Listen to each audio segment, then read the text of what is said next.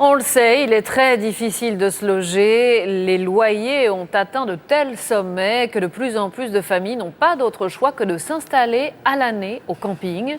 C'était notamment le cas pour une quarantaine d'entre elles à Diémoz, en Isère.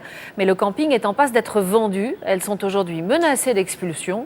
Le propriétaire leur a donné 2 mois pour quitter les lieux. Denis Sébastien, Olivier Jacquelin. Un air de vacances, et pourtant pour beaucoup ce camping fait office de résidence principale. 40 familles vivent ici à l'année.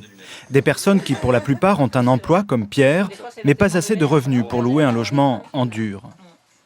J'ai fait des petits boulots, j'ai fait intérimaire, etc. Et aujourd'hui je suis en CDD, donc, comme cariste.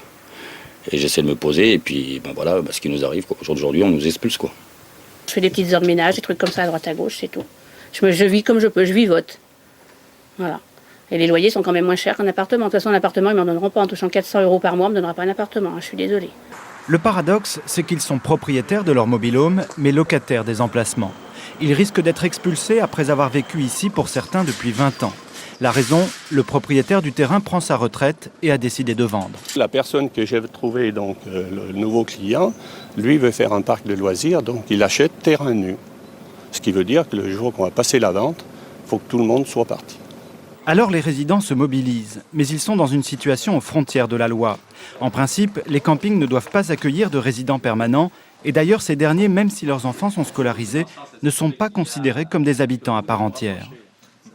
Un campeur ne paye pas de taxes d'habitation, ne paye pas d'impôts locaux. C'est le système, si vous voulez, donc du camping qui veut cette réglementation. Donc pour vous, ce ne sont pas des habitants de Diémoz? Ce sont des habitants de Diémoz, si vous voulez, dans le cadre où ils y sont physiquement, mais administrativement, ils ne sont pas considérés comme habitants. C'est vrai qu'il n'y a aucune loi qui autorise à vivre sur un camping, mais on a accepté le système depuis une vingtaine d'années et subitement, aujourd'hui, on veut mettre les gens à la porte, alors qu'on a pris quand même leur loyer et leurs charges. À 30 km seulement du centre de Lyon, le cas de Diémoz illustre les difficultés de plus en plus grandes quant à se loger les familles aux revenus modestes.